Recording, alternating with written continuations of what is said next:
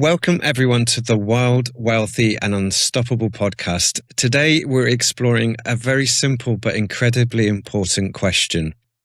Are you really wealthy if you don't feel free? We often measure wealth by money, but what about our health, our relationships, our time and our peace of mind? Today, my very special guests are Robyn and Jalpa, and I'm going to ask them to briefly introduce themselves and we'll get on with the podcast. So welcome, ladies. Starting with you, Robyn. Why don't you introduce yourself?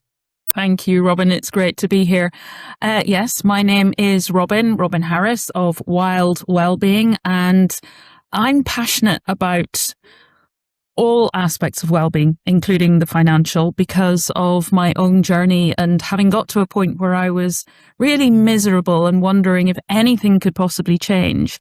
So I'm really excited to explore this conversation together on how we can change our mindset around well-being, particularly financial well-being. Thank you very much. And over to you, Jalpa. Hi. I'm Jalpa. I'm founder of Lollywise, and our passion at Lollywise is to support young people so that they're totally equipped to be independent, self-reliable, and obviously your finances, there's a lot to do with that. But I also do some business mentoring and life coaching as well. So yeah, awesome. That's me.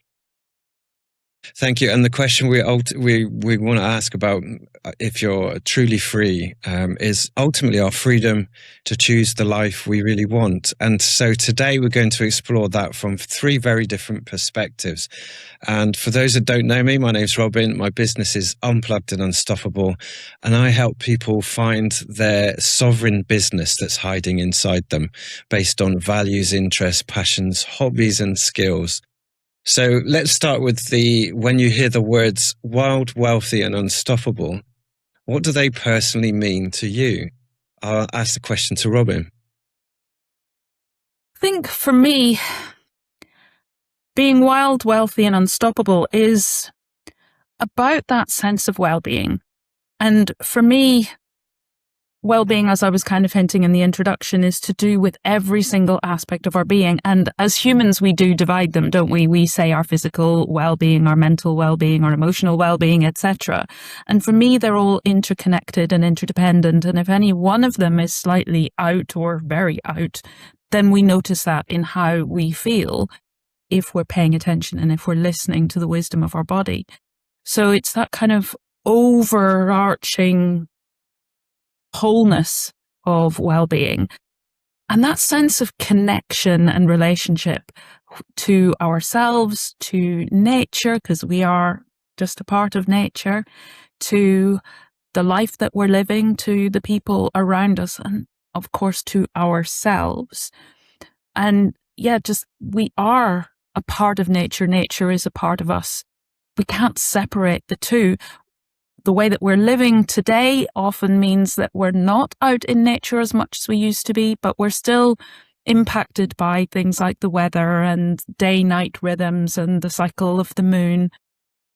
So we are still very much a part of nature. And I think it's important to remember that and to listen to that wisdom that we carry within. And you were saying, Robyn, our sovereignty, our agency, our responsibility, our ability to choose and to create the life that feels right for us as an individual, and to live in alignment with that, following that inner truth that each of us holds, rather than feeling we have to compromise that or override it because of the messaging that we pick up from society, because that just feels off within our own being and can lead to our well-being being challenged. Thank you. And that's a very thought-provoking answer. I just know so many people are feeling that way in corporate life today. They're just the modern frameworks and paradigms that we're being fed, we grew up on, we thought were the right things to be doing, are suddenly just not gelling, not resonating with our inner self. So I really appreciate that answer. So let's move on to Jalpa. What does wild, wealthy and unstoppable mean to you? You know, for me, it's like, I feel like money is a tool. It's a tool to live exactly how Robyn has described, you know, aligned with your values, without anxiety. But you have to look after your money for it to do that for you. And, for whatever reason, we have a funny relationship with money. It could be because a lot of money habits are inherited. So you might have come from a background where everything is spent or everything is saved, but nothing's talked about. You need the whole picture. So I was always taught to save. My dad was a great mentor when it came to money, but he passed away early. We never got on to compounding or tracking or investing. And so that was a big financial gap. So if luck hadn't played a huge part in my life, then things could have gone a different way. I also reached my 50s and I was seeing people trapped, truly trapped in situations that they couldn't get out of. So for me, money it gives you choice where you want to live. If you don't like where you live, you can move. The job you're in, if you're unhappy, then you can leave, set up your own business. So freedom comes from choice, from confidence, that kind of thing. And then, of course, everything, like Robyn said, is interconnected. I feel like if you have all your finances sorted, you set up a structure, that alleviates so much tension in your life. And you can then go and carve a life that you actually want to build based around your values. So that's what it means to me. Thank you. And I can dovetail that in what Robyn was saying. Like, so many people reach their kind of 40s and 50s and just think, what now? And they stop caring. And you can so easily take your eye off the ball and you get lost. So without that sense of purpose, you probably abandon good practice. And that puts you in a difficult predicament. And I'm sure lots of people out there just found rising costs as well really challenging. So where do you take it? Is there any wisdom beyond your current position? So it's great to have you here today. We're going to explore some of those points in the conversation. But also just on that 40s and 50s, isn't it true that when you're younger, you make all these decisions, don't you? You get mortgages based on what your lender's telling you. Then you start family and you're not actually stopping to really think, are you? You're just accumulating money decisions. And then you get to a stage in your life, maybe you're thinking about retirement, or maybe you're just totally dissatisfied with life or riddled with anxiety. And you think, why did I get that big mortgage? And, you start questioning all these decisions that you made on autopilot. And I think that's sometimes really overlooked and that's when I work with young people, I like to get them to think intentionally and look into the future, that whatever decision they make now will have an impact. And I never had that when I was younger. And I think that can be so powerful. Thank you very much. And what does it mean to me? Well, first of all, it means you're living within your purpose. And so many of us reach our 40s and 50s and we have never even figured that out. We might be a parent, we might be a family member, a brother, sister, uncle, aunt to people. That's purpose in some way. But beyond that, the work that you do, most of us could go along with a program. We may have seen a career path in our 20s, taken it. It served us for a time, it's paid the bills. But at some point you ask yourself, what's the meaning in all this? Especially when you look at the world today with all the just big bodies and institutions not serving you at all. And you just think, how on earth can I live a life that is aligned with who I am? And how can I step into something that is more sovereign, where I get to decide what aligns with who I am, what I'm interested in, what I'm passionate about, and build a life around that, creating meaning in what we do. And I see so many people craving that because, a corporation will never really care about you and you're serving their purpose, not yours. So unless you're really lucky and you found a corporate or a job that you love, chances are half of everything you do is not really ticking any boxes for you. So for me, Wild, Wealthy and Unstoppable means building a life that lights you up. And so today we're going to explore some of those ideas around starting a business maybe. So that leads us on to, why are so many people questioning their lives? So let's talk to Robyn about this one. What does happen to people in their 40s and 50s, and why do successful people often feel something's missing? I think it's a combination of factors, and I'm going to pick up on things that you've both mentioned already. Yeah. I think quite often we get to our 40s and 50s, and by the time we reach that point, or previous to that point, we think that by the time we reach that point, oh, when I'm 40, when I'm 50, I'll have my life sorted. It's a bit of a challenge right now, and I'm making the choices, like Jalpa said, in my 20s and my 30s. I'm making choices. I'm choosing my job. I'm maybe buying somewhere to live, or I'm renting, or whatever I'm doing. And if I'm raising a family, that might all feel quite chaotic. And I think that, oh, things will calm down and I'll feel better and I'll know more about who I am when I'm arriving in my 40s and my 50s. But if we haven't actually taken the time to explore those questions, life just carries us along. And if we are on the treadmill of the corporate life, the family life, time just zips past. So I think there's that aspect. Also, when we get to 40s and 50s, if we've raised a family, quite often they're either becoming more independent, they're maybe teenagers, or they're moving on to university, college, leaving home, and suddenly, where are we? Who are we? If we've been the mother, or we've been the father, we've been a parent, who do we become then when the children leave home and we don't have that role anymore, or they become more independent and they don't need us in the same way? And also at work, maybe getting into 50s, contemplating retirement, or thinking, is this it? Yeah. I've given my all to the corporate treadmill and I'm not feeling fulfilled. Is it too late to make a change? And that feeling of, oh, I'm stuck in this. I just have to stick it out until I retire. And there are also the physical changes that are happening in the body. So women may be going through menopause, but men also andropause.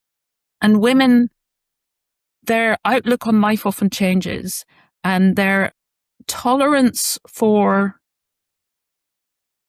things that aren't working for them goes right down. So it's a positive in a way, because it's an invitation to stand up and say, this isn't working for me, I'm going to make a change. But it's also quite difficult to do that, particularly if a lot of menopausal women have anxiety. For men with the andropause, quite often the motivation drops. They don't have that drive in the way they maybe did in their earlier life, 20s and 30s. So I think for when we get to that point in life, there are a lot of challenges, and it's how we look at those. Are they stressing us? Are we feeling disconnected? Are we not listening to our own inner voice, or have we not been listening? And all of a sudden, maybe it's shouting at us more loudly than it was before, and we're not sure how to navigate that. And maybe we've lived so long in our headspace, doing all the things we were told to do, with all the things that were expected of us, and we don't know how to do something different, how to jump off that treadmill. So I think it's a whole lot of factors, but it's also an invitation to take that step back, to reassess, to decide for ourselves. Thanks. And do you know, the moment for me was I took a tech contract in a civil service role, and in one afternoon I saw two guys propping their heads up so that they could fall asleep without being noticed. And in that afternoon I just went, I'm out of this. I'm out. I checked out of the whole corporate thing then, and that was a good 15 years ago. And I started a side hustle then. I started my first business because I knew something. I knew I had to live more. There was more to life than going to a building where people are seeing their careers out by falling asleep. My soul needed way more than that. So, Jalpa, let's move over to you. How about the same question to you? Why do you think people in their 40s and 50s often feel something's missing? Why do they start reassessing? Why do they start becoming more conscious of this kind of situation? Yeah, it's what I said earlier. It kind of, if you're talking from a money aspect, they've made, like, again, Robyn reinforced the point. They've made all these decisions. We've made all these decisions. We've had kids and we've done school fees, and we bought bigger houses. And then all of a sudden you arrive at a point, like Robyn says, that, the kids are now out and you got this house, you've still got a mortgage on it. And you think, oh, I'm 60. I should have paid that off. Why didn't I, what about my pension? Oh, so-and-so next door's got £1 million pension. I've hardly got anything. And then all those financial decisions that were all overlooked kind of come home to roost, don't they? So, and that can make you feel, it can bring up so many anxieties. It can make you feel inadequate. It can make you feel like you've done your life all wrong. And you don't want to compare yourself with other people, but then you start doing that. And that, of course, you both know is the worst thing that you can do for anxiety and well-being. So, there's a whole load of things going on. And again, women are going through changes, men are going through changes, and kids have left, you might not be on the same page, financially. So my husband and I always been on the same page. And then when we started talking about retirement, it was an absolute astonishment to me that his idea of retirement was completely different to mine. And then we had to have this really big conversation. How did that happen? Where did that happen? We've always been on the same page, but that's because we've always been doing short-term and medium-term goals, the kids and whatever's next, the house, the move. We moved from Jersey to England, But we never ever talked about, what does your retirement look like? His looks more remote and bigger. Mine looks like smaller and more manageable, So it's all of that, and that can create real anxiety, and that can give you the sense that you're not a team anymore. And, so openness, talking to each other. Also, always in a partnership, we should talk about money. It's so overlooked. That's why I tell young people as well, in a partnership, get yourself on the same page. Both of you will have to not make compromises, but adjustments so that you're both on the same page. One might be a saver, one might be a spender, that kind of thing. So and if you ignore all of that early on, then it comes back later in life. And I think that's where a lot of dissatisfaction comes.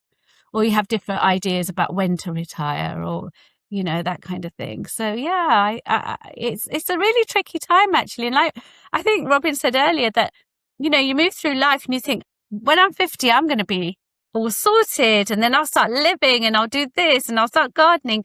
You get there 50, 55 and you think, well, I can't because I've still got my mortgage to pay off. And, and that's when the anxiety really starts creeping in. Think, I'm behind. Yeah. I'm so behind. Yeah, totally agree. And I resonate with that because with my idea of why, or the experience I'm finding with people in our age bracket, is the disillusionment with their current work life. The fact that they can't find meaning and purpose in it. And then you might actually get frustrated with the situation or even bitter towards it. And that internal storing of all of that negative energy really doesn't serve you. And I guess mine didn't explode or erupt, but it came out in actual activism, getting on the streets and protesting. So I was so angry about the whole COVID nonsense. And I became so disillusioned with everything. And, not to say that you have a conscious awakening and you have to follow that path, but at the same time, you could still be stuck in a corporate life that doesn't mean anything anymore. And you can so easily just throw the baby out with the bathwater and just not care. And I definitely went through a good 8 years of doing that. Trying my side hustles, getting a property business up and running, making some money, having some barren periods, making some more money, having some barren periods. And in the end, I put that down because it wasn't really aligning with who I was. And until I founded this business, which truly lights me up, helping others find their purpose, find the business that they love, I guess I was struggling for a long, long, long time. And like I say, during that time, neglected to look after some of the long-term goals because I just didn't care. And I have real empathy for those people disengaging with society right now, thinking, I don't belong here anymore. And then what I encourage the listeners to do is take stock, and then maybe you'll give them some good practice in a minute. So awareness is the beginning, but awareness without action changes nothing. So You've I also want to, sorry, Robyn, just on that, you also yeah, got to scratch itches, don't you? Because sometimes if you don't scratch those itches, you're always going to be left with, well, I should have done that. I should have done that. So as long as you're in a safe place, it's good to just try it and not see it as failure if it doesn't work out, because that's the other thing. We always think that we tried something, it didn't work out. And some people frame that as failure, but it's not, because, you know, it's a learning experience. It sounds so cliche, but it's true. I mean, since starting Lollywise, I've made no amounts of mistakes, but I can honestly say that every mistake has been a learning experience. But you have to keep yourself safe, obviously, and not put yourself in debt and all of that kind of thing. So, yeah, it's the path. So I think it's also important to realize that when we make a choice or we decide, I'm going to try this, that's fine. We can try it. If it doesn't work, we can change. Whatever we're committing to at that point in time, we're not committing to forever. Because sometimes I think people maybe decide, I don't want to work in this environment anymore, I'm going to do something else. And like you were saying, Robyn, you went into property for a while, but you were then able to put that down when you realized that that's not where I want to be after all. Or it was for a time, it served its purpose for a time, but it doesn't have to be where I'm then stuck forever. Because, 100%. and I think we also worry about what do people think of us? And we might let that keep us somewhere that isn't actually serving us because of how we worry it appears from the outside. Mm. Thanks, Robyn. I just want to introduce a concept that was quite recent for me, and that is you can beat yourself up for previous mistakes. So I took a period out of IT where the earnings just dropped off, and I tried a brokerage style business during a 9-month period. I had some success, but it was nowhere near as good as being full-time IT. And I beat myself up for 15 years of the cost of that decision. So only recently someone said to me, write down all your learnings so that you can draw a line under this and then set fire to the piece of paper. And I recorded that a few months ago, and I'm going to play that whilst I'm talking here so you can see what that means. But I found it very releasing. It was alchemic. It burned away the guilt of making the decision, and now I feel release to move forwards without the guilt and the shame of doing something that I regretted for some period, to be honest. 15 years is a long time. And so while you're carrying that guilt, all sorts of somatic changes are happening in your body, I'm guessing, Robyn. And then that's like kind of all becomes one just sense of not feeling well, I guess. And and that can manifest into illnesses and financial anxiety. Now we can see where all that intersection can just become just so much anxiety. Yeah. So let's explore a case study. Let's talk about an individual. So this man is called Alex. He has a good income, a decent career, but feels increasingly exhausted, disconnected, and knows something needs to change. Where do they start? Robyn, discuss. For me, the important first step when somebody's in Alex's situation, that's a very stressful, anxiety-inducing situation. And when we're in that kind of situation, our body goes into the fight-flight survival response. And then we're just on defense mode all the time. So for me, when somebody wants to make changes, they need to come out of that state, out of that mindset, out of that way of looking at the world, because we don't have a lot of clarity. We're just into the, I need to change things and I need to change them now. We might make snap judgments, but they're not those forward-thinking ones that Jalpa was talking about earlier, and we're making them from that survival space, not from a thriving space. So in order to do that, we need to look after ourselves and our sense of safety. I don't mean physical safety here. I mean emotional safety, psychological safety. Just looking after that poor little nervous system inside of us that's in the fight, flight, survival mode, but we need to take it into the rest mode, so that we can take a breath, feel grounded, feel centered, and get back the clarity of thinking that allows us to make good decisions that feel right for us, that are from that sovereignty space that you were talking. And looking at ways when we're feeling that sense of, it's all too much, I can't think straight, I don't know what to do, I just want to stick my head in the sand and wait till it all goes away. How do we reduce that overwhelm? Are there things that we can stop doing, things that we can park? And getting that sense of what is my priority right now in this moment, and what will help me just to feel just a little bit better, a little bit more, that I have the space, that I can breathe, that I can pause and start to feel into what is the right choice for me right now. And sometimes we are just so exhausted and so depleted that it's also really important to take time out to rebuild that sense of vitality, because I'm noticing that there's a sense of, I have nothing left, I have no capacity. So what I'm doing right now in survival mode is as much as I can handle. If anything else crops up, if I suddenly get a bill come in, or somebody needs my help, a member of the family is ill, I have no capacity to cover that.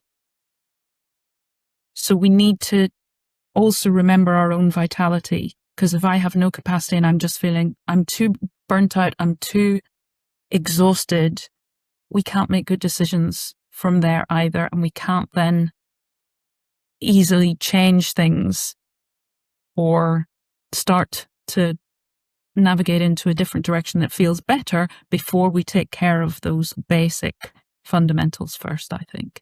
So take a nice break, take a week out, go somewhere different, get out in nature, walk the beach, walk the hillsides. Yeah. Go for long coastal walks or hillside walks or forest walks. Just get out in nature. Walk get some barefoot perspective. somewhere. Yes. Absolutely. I definitely find that if I took a weekend out just away from home, gives you that perspective. But sometimes a week is what you need, your body to recover. If you're feeling exhausted, if Alex we're talking about is feeling exhausted, good shout. And I like the idea of breath work, because breathing just calms your nervous system. You showed me that, Robyn, with some EFT tapping, which really helped just calm my nervous system when I was feeling quite frantic, a lot going on. Definitely gives you that center you need before you make big decisions. So Jalpa, how about yourself? What do we need to tell Alex? Well, so I'm a continuation of what Robyn's just said, because Alex shouldn't look at his finances until he's done what Robyn has said, because making financial decisions when you're in panic or fear or scarcity mindset is, that's the wrong time. So you need to reset your nervous system, all the things that Robyn mentioned. And then with a deep breath, does Alex know his numbers? And if he doesn't, that's the one place that he needs to start. So it doesn't have to be, completely precise, but just a rough indication of his finances, what are his essential spending? What is habit spending? Are there any leaks that he's not aware of? Even that simple information of just tracking your last 3 months of where you spent your money can then become, I don't like to use that word often, empowering, but it does become empowering, because data gives you information, information gives you control. When you're in that place that you're feeling a little bit more in control, it might not be good news, but the fact that you're aware, that will, make you think, well, I can work with this. Now, what do I need to do? Maybe they need support. Maybe they need to have a conversation with their partner. Maybe they can just start saving money somewhere, which is glaringly obvious because they've had a good look at their finances. It could be a very small shift. I might not need to do this anymore. I might not need to go to the gym anymore. I quite actually like going on coastal, just things like that. But gather data from a place of calm is what I would say. I definitely agree. Whenever I've done a financial stock take, I've definitely felt a lot more in control the next day. Just even if I've made no decisions yet. And that in itself is going to help your anxiety levels. And once you take a few steps going forwards, you start to feel a bit of a sense of relief that you can see the end in sight, hopefully. And that's it. So question for me, what would I tell Alex? Well, first of all, when you're away from work, take stock of what lights you up. What things are you naturally passionate about? What skills do you have? What things are your interests and hobbies? And if you're unclear exactly what you might be able to use to create an income stream for yourself alongside what you do, go and ask your 5 family members or friends, what would you come to me for advice? And ask yourself, what content are you consuming online? What things are you consuming that light you up, that you're passionate about? Sometimes it's what would you speak for hours about without even being prompted if someone just open up a conversation about it. So with that information, you can then start to brainstorm, what kind of business or future income stream could I create that would be centered around those things, as well as your values. If you've never looked at your values, I really recommend doing that, because your values are the things that move you emotionally and motivate you. So if your top 5 values are adventure, creativity, connection, and community, guess what? You should be around the community where you can create some adventure. And it might be that you love nature and animals, so you could combine animals, nature, community, and do mindful walks in the woods. Who knows what it is? But once you start considering what your values are and your passions, skills, and hobbies, and what lights you up, there's the gold that will start you on your journey to creating something much more aligned with who you are. So with me, it was about business. I love business. I love helping others. And I love the whole creativity around helping people see what business is hiding inside them. And dream about it, meditate on it, manifest, journal, whether you're woo or not, either you say that you're, galvanizing the universe or the spirits, or you're just like positive thinking. Well, however you look at it, meditation, manifestation, putting visual pictures out, it all really works just to kind of rewire the brain. I can do this. I want this. I can do this. It's really powerful. Brilliant. Thank you, Jalpa. And let's ask the question then of freedom. What does freedom mean to you, Robyn? Oh, it's a big question. For me, it's the freedom to choose and to be able to listen to my own inner compass, voice, guidance, wisdom.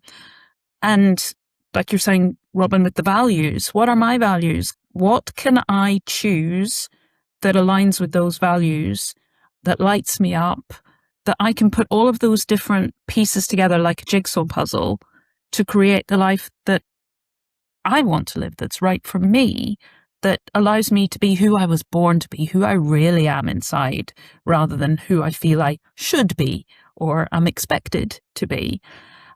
So that freedom to choose, that freedom to slow down, to allow for moments of stillness, to give myself permission to get still and be quiet.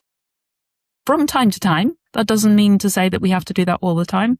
Live in some Zen way of being, because different people, some that'll work for, that they are more thoughtful naturally, some are very social and some are very active and dynamic. But I think whatever our kind of normal way of being is, we still need stillness, because the world outside is so noisy. We've got things pinging on our phone all the time, emails dropping in our inbox, all these things demanding our attention.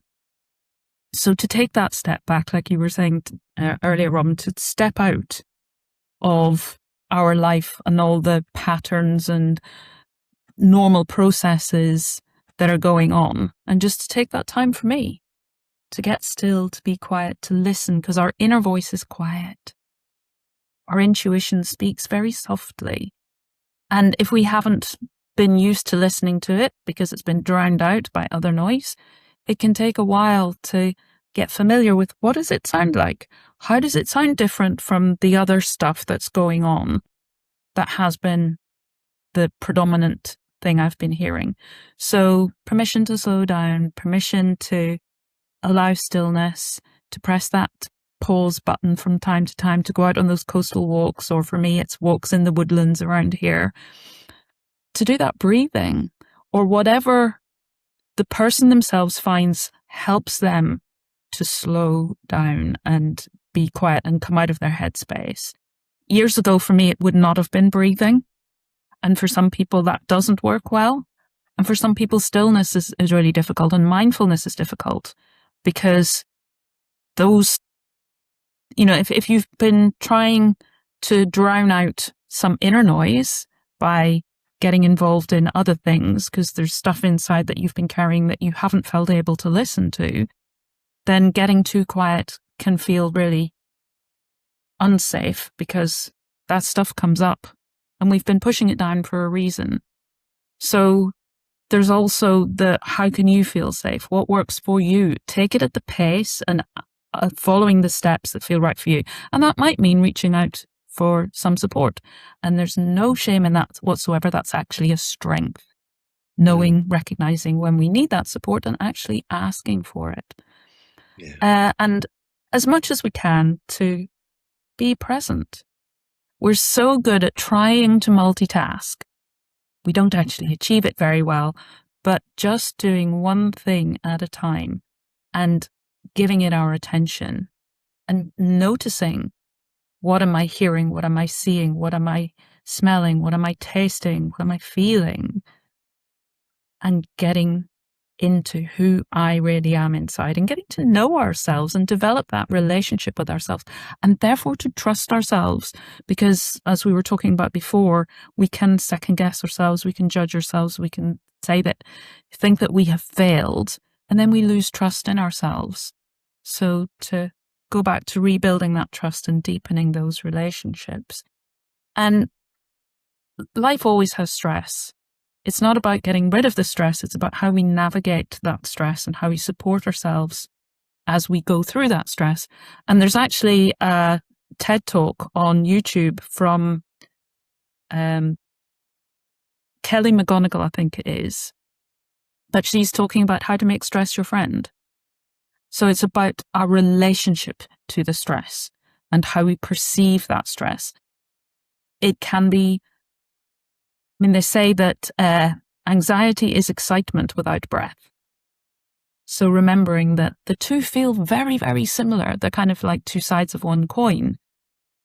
So we can actually make sure that we stay more towards the excitement end and allow it to motivate us and energize us rather than feeling overwhelmed by that whatever's going on in our life. Beautiful. Thank you very much, Robyn. And why don't I ask Jalpa the same question? What does freedom actually mean to you? So I'm very much a 80-20 person. I think, nothing's ever going to be 100%. But, if you can alleviate some of the stresses in your life. So for me, freedom means, not the freedom to choose not to be in unhealthy situations, to be able to walk away from things that are unhealthy, to be able to, to feel secure financially. So not having to worry about day-to-day expenses. So you don't wake up every morning or wake up in the middle of the night thinking, got to get through another day. I think that is real freedom. The freedom to, like Robyn, what you're kind of helping people to do is do work that really lights you up, and you're changing people's life. I think that feeling when you really help somebody go from A to B is, that it's just priceless. And I love doing that. And I also love the fact that I can give myself a day off anytime I like. So that kind of, not being shackled down and being your own boss, which also can bring loneliness, but it's quite freeing, isn't it, to think, well, I made a mistake and actually nobody has to know about it. So that to me all is freedom. And when you get to the stage when your kids do, if you have kids and they leave, you've still got a sense of identity. You've still got things that you want to do, and you're in a position to then go and do them. I think that is real freedom. Awesome. Yeah, thank you. For freedom to me means the freedom to create your own future. And that is often the agency that allows you to do that is usually because you found something that is meaningful to do to earn money. So freedom for me means to have the agency to work anywhere, doing work on something you love, which often for me means helping others realize their potential and what's inside them and what value they can bring to the world, and to harness the power of an online business, which is totally different to 9-to-5 work, where you exchange time for money. This is about building value online that can be repetitively sold at a price that the market wants to pay. So there's no argument. The price is paid because you've delivered the value. And because I'm such a values-driven person, and because I love the whole people side of business, this is what creates freedom for me. And like I said, if we were going to talk to Alex, I'd be saying to him, you can create your own future if you then go inwards, look at your values, hobbies, passions, interests. And even some of the content that you watch, people you look up to who influence you, what kind of world have they created and how have they done it? I'd recommend people look at that. That version of freedom is probably going to align with yours. If you're naturally drawn to them and you like how they operate and they speak your language, you're probably going to find some ideas in that content that you're currently consuming.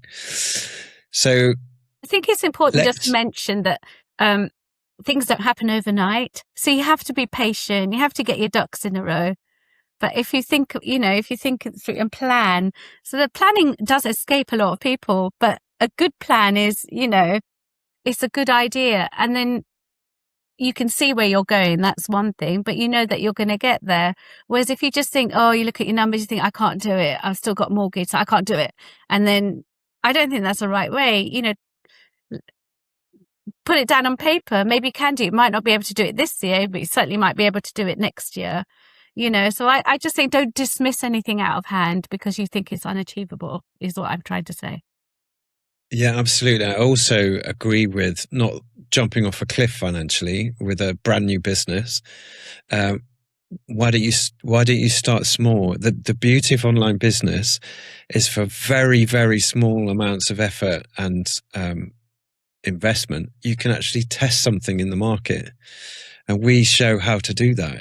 It's called putting a minimum viable offer out there to test the market, see if there's a natural market demand for what you've presented before you create a website, before you spend loads on marketing budget, and before you invest time and energy into it. You can actually test it before you actually go full head of steam, which then allows you to create an income alongside your day job. So that in itself should create you some mental stability and peace and security to build something without any risk. It doesn't always have to be online, does it? It could be 100%. It could be cake making, or all these other gardening. You can go from being a lawyer to a gardener. Why not? It's what lights you up, isn't it? I have a friend called James. He's a podcast guest of mine previously, who was stuck in a driving job in Edinburgh, and his flat landlord put the rent up. He just couldn't afford it. So he downsized to a small caravan, lived in there through the freezing cold winter, but he got out the other side and he quit his job. Guess what he's doing right now? He dresses up as Mel Gibson's William Wallace, and he stands on the high street in Edinburgh Wow. and he's now called the Freedom Guy. His followings have shot up from 8,000, well north of 20,000 now. A wonderful guy. He is literally attracting attention from all over Edinburgh, and all kinds of content creators are loving what he's doing, and he's giving passers-by an opportunity to hold another sword with him and shout freedom. And he's got his hair wig. I love this. And it lights him up so much because he's a people person, and he's now going to travel. In September, he's off around Spain to a party. There's a big gathering in September, and I think he's going to carry on traveling beyond that. But that in itself, he's now, I don't know what he'll do. He quite liked the idea of doing mindfulness retreats and wild water swimming, because he loves that for your mental health. The world's his oyster. He took the step, didn't he? And that's the first thing, is that when you do take that step, that brave, bold step, you just don't know where it's going to lead. Absolutely. So let's. So where Lovely were we? story. Let's have a think. Yeah, no, good story. Let's talk about another hypothetical. So we've got a character. He's on a high income, 75k a year. Good job, nice house. But a bit like me, he felt trapped, and he couldn't see a way out. Is David actually wealthy? Jalpa, let's ask you that question first. Well, you say he's trapped, so he's exposed, isn't he? Financially. So what are we asking? Guessing not. I'm guessing we're saying he feels trapped. Like it doesn't. It's a job he no longer enjoys. He can't see a way out, and it's an income trap, because how do you escape a job that pays 75k and still pay the bills afterwards if you jump out into something new? Yeah. So I mean, this is difficult, isn't it? Because you're jumping into scarcity mindset. So 75 grand is quite a healthy income. Are you going to stop that to start your own business? I think it goes back to saying what we said earlier, and I think it's quite very generic, isn't it? You have to get a handle on your numbers. So what is it can you do? Maybe you can downsize, maybe get rid of a car, and so completely overhaul your finances. What are you doing out of habit that you don't need to do anymore? Very similar to Alex, but also taking on what you said, Robyn, is to do a bit on the side to start moving in the direction that you want to. So you don't have to throw everything in. So for me, in a nutshell, would be review your finances. Where can you streamline? What's your 5-year plan? What expenses have you got down the road? What's your risk? Have you got 3 cars that at any point can have unexpected car bills? What can you streamline? And then what can you do to start doing on the side that does feed your soul? And if it's a new business that you want, you can start doing little bits with that. If it's your well-being that isn't making you feel trapped, because that could also be, then like Robyn would say, and I'm sure she'll tell us more in a minute, to look at how you can change your sense of well-being. So this is a very interconnected case, I feel. It's about everything.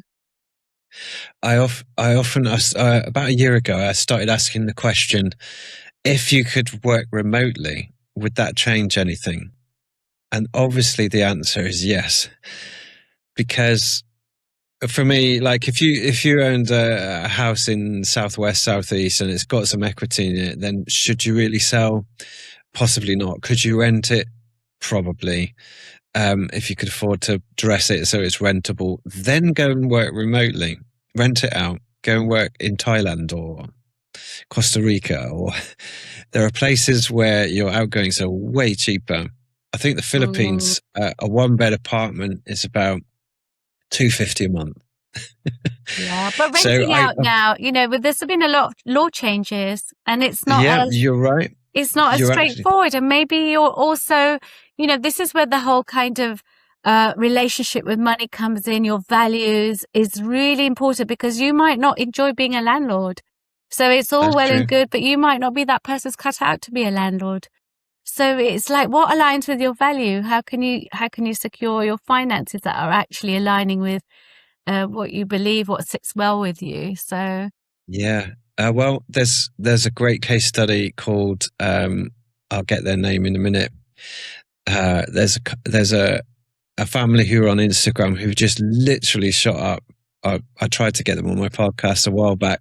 Nicola, the Gordis, and she's literally she tried to move to France with the family. Great idea. They were going to sell the house. They then found out that in order to qualify for visas, you needed to sell your house first. So they got it the wrong way round. And now they're just traveling because they're going to figure it out. They're going to figure out how to earn online. Obviously, they took stock before they made this decision. But Nicola is such a brilliant content creator. She's now well over 100,000 subs from nothing about a year ago. Unbelievable journey. And I'm sure they'll be fine. I think it's a good time to mention another thing that eludes people is a safety net. So having a good financial safety net, that can create options. You know, it opens up options. You're self-reliant then, aren't you? And then you can make mistakes and stuff. A lot of people don't have that safety net, and they also confuse safety net with savings, which is two different things actually. Savings should support your goals. A safety net is emergency money, or, you know, when you're made redundant, or you want to go traveling, or, you know, for whatever reason you had to sell your house, or whatever. But a safety net and savings are two different things in my mind, which often also gets overlooked. So build a brilliant safety net, and then the world literally can become your oyster. Yeah, that's what I love about the Gordis story. So find them on Instagram. They just gone through all these realizations themselves and figured out actually the adventure right now is what this family needs. We don't really want to go back to the UK. That takes a lot of courage, though. It does. But you have to see their journey they've been on to kind of understand why they reached that conclusion. So for some that might work, for others it might not. So it's just one of those options I thought I'd share because it's quite a good one. It's quite an exciting one for them, for sure. So let's ask the question to Robyn. What shall we tell David, who's in his 75k a year job, nice house, but feels trapped and can't see a way out? For me, it would be about exploring, in what way does he feel trapped? How does he feel about the job that he's doing currently? What is it that he's not enjoying, that isn't lighting him up, that no longer feels supportive of who he is? Has something changed within the job, or is it more how he feels within that role? Maybe he has started to realize things, started to become more aware that it's not aligning with his values, and there's a discomfort in there somewhere. So I'd be looking to see, what is it about the job that's currently not lighting him up? What beliefs is he holding that are leaving him feeling he can't either change something within the current job so that it gets back to being something that he really feels he can get stuck into and enjoy and it'll fulfill him again? And if that's not somewhere he can go, maybe what is it that he's feeling he can't leave? That he doesn't have other options? So I'd be exploring those thoughts and beliefs that he's having about the current position he's in, about himself, and about his relationship to those things. And I love that you brought up adventure when you talked about the Gordis, because I think sometimes we get to our 40s and 50s and we were thinking that life was going to be fun and excitement and adventure. And we realize maybe we've settled, or it feels like I hear people even just in 40s and 50s saying, oh, it's too late. I just have to stick with it now. And maybe things will change when I retire. Or they're approaching retirement and thinking, I don't have the money to do the things that I wanted to do. I wanted to travel. I wanted to have experiences. I wanted to have that adventure. And maybe there are different ways that you can have things that are equally adventurous, but that they don't cost as much money. Or it's about getting creative as well. And I liked what you were saying earlier about having that audit and putting things down on paper. And we can either look back at the things we're not happy about and we can burn that and let them go. Or we can get clear on things. What is it that I want? And when we put it down, when we write it with our hands rather than type it onto a screen or something, we relate to it differently.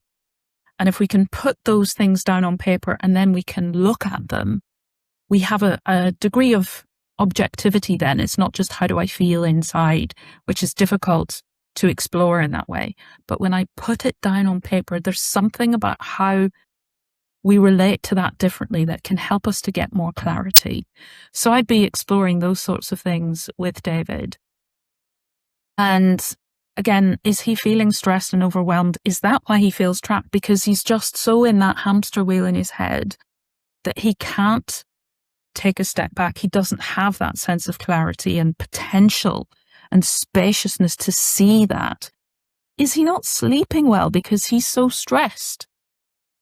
That as well won't help his ability to think clearly, process, work through things like consequences that Jalpa was talking about earlier, and just leave us feeling in that sense of overwhelm and freeze where we feel we can't do anything. It's out of our control. And yeah, I would be looking at ways to support him in feeling more grounded, more centered, get back that sense of clarity, that sense of, actually, I do have choices. I do have options. I can take responsibility. So coming back to that sovereignty and agency that we talked about before, I'm not someone that life is being done to. I am somebody who is living the life that I choose to live. And if I don't like where I am right now, I will simply work out what the steps are to get me where I want to be. And I will navigate that in my way because this is my life. And we can ask people for advice. But I think we also have to remember that those other people are giving advice from their perspective. They haven't been through our experiences. They haven't walked in our shoes. Their advice may be wonderful, but it may not be right for me. And that's fine. We don't have to take other people's advice. Robyn, that's taking ownership. I think that's the other thing, isn't it, as well? It's like, I think everyone has to take ownership for their own happiness, and think that, be brave, take ownership, all of those kind of things, to move forward, to stop yourself sticking your head in the sand, I guess. While also remembering, sorry if I can just respond to that, while also remembering that if I make a choice and it doesn't work out, that's not anything reflecting on me and my ability to choose well. It just means I tried something and it actually didn't turn out the way I thought it would. Yeah. Absolutely fine. I can cross that one off. I can let it go and I can make another choice. I'm not committed to sticking with it. So I think I'll never wonder if I had done that. You tried it, didn't work, so move on, and then you find what will work. You will. Yeah, I just wanted to add something else, and that's from personal experience, and that is, can you reframe the current job in a way that aligns with your values? So, for instance, my current job is a contract. It started 4 years ago. It went through a bit of a period where I thought I was going to be handcuffed and made permanent, and the management were getting quite overbearing at that stage. To be honest, it did drag me down, but I decided to frame it as, like, this is the vehicle that's going to provide the fuel for my online business and give me the budget I need to expand, to do things and to invest in the business. And actually, I also then looked at my values and I went, I like connection. I like empowering people. I like community and helping teams, empowering teams. So because I reframed it that way, funnily enough, the contract renewed, and I didn't get made perm, which was a joy to me. So my income didn't drop by 20-30%. And I now take an enormous pride in the job. I really like it now. And I think that was just a reframe. And it surprised me, but it is actually a way now that I can easily cope with my day job. I am lucky enough that it's remote most of the time, but I actually enjoy it. So now I feel much more fulfilled, but I appreciate that's not the same for everyone. But it's also like you were saying before about not throwing the baby out with the bathwater, because it's good to take that step back and see, well, is there anything about this job that I enjoy? And it may still mean I leave this company or whatever, and I go and do something very similar elsewhere, or I become a consultant if that's possible, and I do the same sort of role for myself. But we don't have to just drop everything and walk away if I'm currently not comfortable in this. What is it about this that is uncomfortable? It might not be the whole thing. Exactly. Can I just make a note on there, which I think you're saying anyway? Money is energy, isn't it? And I do feel like I need to say, cash flow is so important, because yes, you should follow your heart and your dreams and everything, but you do need to have that safety in place.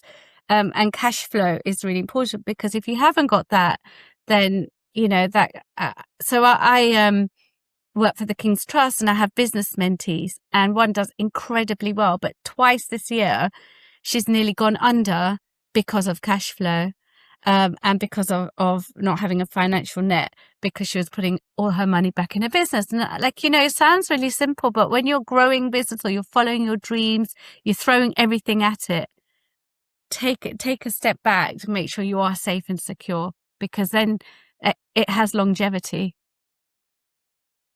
And so just to close then, freedom isn't running away, it's creating options. I think that's probably a fair way to sum up some of the main points we've made here. So let's move on. I want to create a little rapid fire round now. So I'll come to you with a question each. So Robyn, I feel wild when. Finish that sentence, please. It's a really interesting one, and actually it takes me to a quote by Robert Bly. I love a good quote, and this one really speaks to me. And he's talking about wildness, but to me, wildness is freedom as well. And he's saying it's a love of nature, a delight in silence, a voice free to say spontaneous things, and an exuberant curiosity in the face of the unknown. And that, for me, is when I feel wild, when I can do those things and be true to who I really am. Awesome. And next question. I feel wealthy when? Jalpa, over to you. So I feel wealthy when I can give my time, my energy, and my money without it costing my own security. And I've really thought about this for this podcast, because I think that's really important. The ability to support others, the ability to run my business and help others, but not at the cost of my own well-being. So I think that is true wealth. Brilliant. And questions for myself. I feel unstoppable when I'm lit up by the meaningful work that I do, because any challenging day is usually trumped by the fire that's still burning. It means you can be resilient through the tough times, and most likely your business will still thrive no matter what things come up against you. So Robyn, quick question for you. One belief you've changed your mind about since doing this work that your business involves? That I don't have to put other people first. I used to be such a people pleaser, but coming to understand that I get to be up there at the top of my priority list. I don't always have to be number one depending on the situation, but that I am right up there, and that I get to listen to my own inner voice and guidance. Sounds so good, especially for those parents who've been putting their kids first for so long. You owe yourself that luxury, folks. It shouldn't be a luxury though, should it, Robyn? Absolutely. You probably treated it that way for so long. So Jalpa, one thing you wish you'd understood at 40? Oh, I don't know. When I was 40, I was like in the thrust of it, young children, and I never wanted dogs, Robyn and Robyn, and I never wanted my own business, and I've got both and I love both. So I suppose that just goes to show that, your life isn't cast in stone, isn't it? And I think my belief, is be flexible, be open, have a growth mentality. Since I started Lollywise, God, I've met so many amazing, incredible people. I've learned so much from my mistakes, but just, because of my interest. I never thought I could be a coach and mentor. So like, believe in yourself. So that's what, I think came to me later in life. It's like, wow, there's so much more to me than, cause my background was in IT like you, Robyn, but there's so much more to me than being a wife, a mum, so I found my own identity, which I didn't think that I could do, I suppose. Amazing. And a question for myself, one piece of advice to your younger self. At 20, I think I always knew I wanted to be in business. And at the time I was in Harrogate in a very restaurant and hotel heavy population. And so I thought I'd going to be a hotel manager or a restaurant manager. But I would tell that younger person, keep open to what you love, find out what you really, truly love, and don't jump into the first thing, but keep trying things until you find the thing that really lights you up. And I think that's what I would say to my younger self. And so much easier to do that now because we have social media, so many learning tools and exposure that we never had when we were younger. So yeah, 100%. That's why I tell my young people just very quickly on TikTok and Instagram, fill your feed with people like you were saying earlier that you admire or you want to be like or you can learn from. That's a healthy way to doom scroll because you're learning and growing and being inspired. So yeah, brilliant. So last question to both of you. I'll start with Robyn. One thing someone listening could do tomorrow to improve their life. Take that moment of pause in whatever way that works, because I always think it comes back to the individual and what works for them. So, for example, coastal walks in the woods, whatever it is, but just that moment of pause to step out of all of that busyness that's going on in your head and to be in whatever way that works for you. And same to you, Jalpa? I can only expand on that. Stop, let your mind wander, build some time in your week where you just haven't got anything to do except let your mind just wander. If you've got any kind of financial anxiety, you're worried about your future or anything like that, then get eyes on your numbers, sit down, track what you've been spending, and otherwise just dream big. Yeah. And same question to me. I'd say if you don't currently have a clear picture of the kind of business or work you could do that would truly light you up, then like Robyn and you have said, is step away for the weekend or go for a long walk. Start to consider what are the things that you're passionate about, hobbies, skills, interests, and your values. What do people come to you to help for? What can you rabbit on about for hours? What things are you currently subscribing to that inspires you and lifts you up?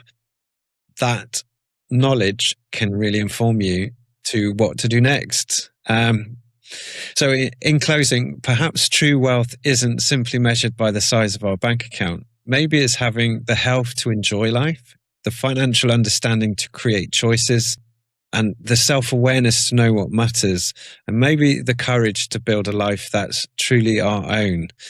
And that's why the three of us have created something called Wild, Wealthy and Unstoppable, the name of this podcast. Because well-being, financial confidence, purpose, self-trust, and freedom were never supposed to exist in separate boxes. They all work together. And I hope you listening today have appreciated the combination of perspectives we've brought today.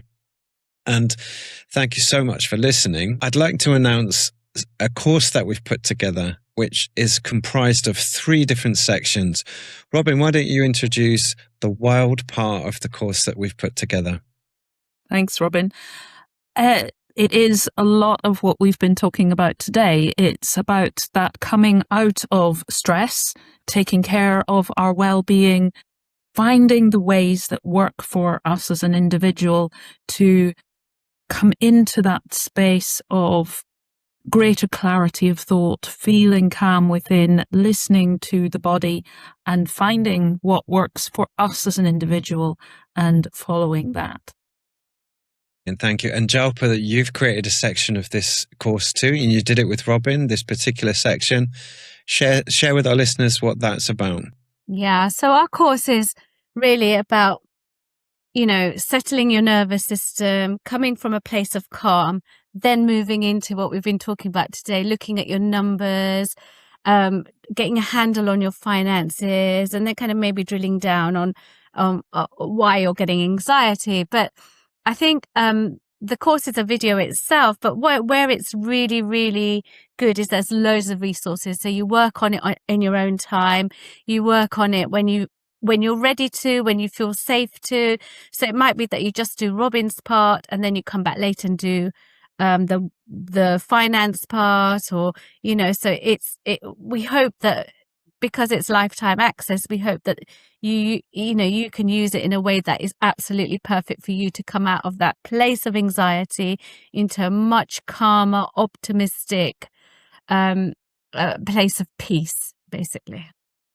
Thank you. And the final part of the jigsaw is the unstoppable section, which was designed by me. And first of all, I get you to brainstorm all those things that might become an online business. I teach you all about the business models that are there, what kind of online businesses you can start. And once you've gone through my brainstorm, it's called a sovereign business blueprint. It will give you a 25-page blueprint. It'll give you brand name ideas, market ideas, where you can find that target market, ideas about who the personas are within that market, what the business models you could actually achieve within that market, and it will give you your first 3 steps. So if that's of interest, folks, then click the link below. You'll see the more information about the course we've provided. Is called W.I.L.D, Wealthy and Unstoppable. Thank you so much for your attention today. And Robyn and Jalpa, you've been amazing guests on this podcast. So lovely to collaborate with you. Are there any final words you'd like to say to the audience? Robyn, let's start with you. I'd just like to say thank you so much for tuning in. I've really enjoyed this conversation. It's wonderful to be able to discuss these things, because I think there's things that people don't talk about, as Jalpa has touched on earlier. So to be able to bring this conversation more into the mainstream and to be able to bring this resource to people as well. And I've just really enjoyed this conversation today and look forward to seeing where it's going to go. Thank you. Thank you, Robyn. And this, any final words from yourself, Jalpa? Just that we've tried to make it, the price point accessible, because I think all 3 of us come from that place that literally once you work on yourself, anything is possible, and you do become unstoppable, just to steal your phrase there, Robyn. And also we're here for you. So if you've got any questions, you buy the course. You've got any questions or concerns or feedback, we love feedback. Feedback is gold. Please do get in touch with, we want to hear from you. If it can be part of your journey, that would be absolutely incredible.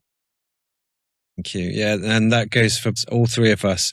If you have a question or query for any of us in any particular area, we can all help. So thanks once again, folks. Thank you for tuning in. All our links to all our businesses will be in the show notes, as with the link for the course. All our contact details will be there too. So thanks for listening once again. Until the next time when we'll do an episode 2 with the lovely ladies here, we will see you again. Thanks for listening. Can't wait. Thank you, Robyn and Robyn. Thanks, guys. Thanks for watching.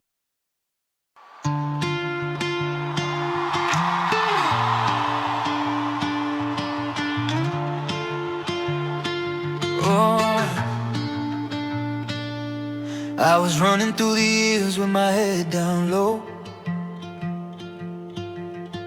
chasing every sign that said I had to go. Tried on 1,000 lives that weren't my own, searching for a place I could call home. Then I heard a voice in the quiet night saying, slow down now, you're alright. And in the stillness, something clicked inside,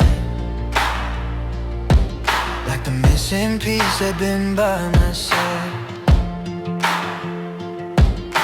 And all the roads I walked before were leading me right back to this door. I'm coming home to me. Yeah, I finally see the light I was chasing was inside of me. Every scar, every fall, every memory was guiding me back to who I'm meant to be. I feel it now, this is where I'm free. I've come home to me. I remember nights staring up at the sky, asking questions I was scared to try, feeling something bigger pulling at my chest, like a part of me was asking for the rest. Now I breathe a little deeper than before. Every step feels lighter than it did before. I don't need to prove, I don't need to run. I remember now, I was never done. Every wrong turn, every open road was shaping the truth I already know. I'm coming home to me. Yeah, I finally see the strength I was searching for lies in me. Every doubt, every fear, every memory was clearing the way for clarity.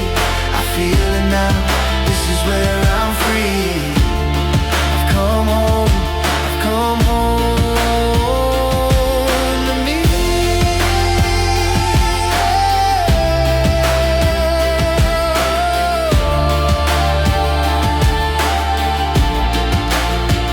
Oh, I feel it in my bones tonight,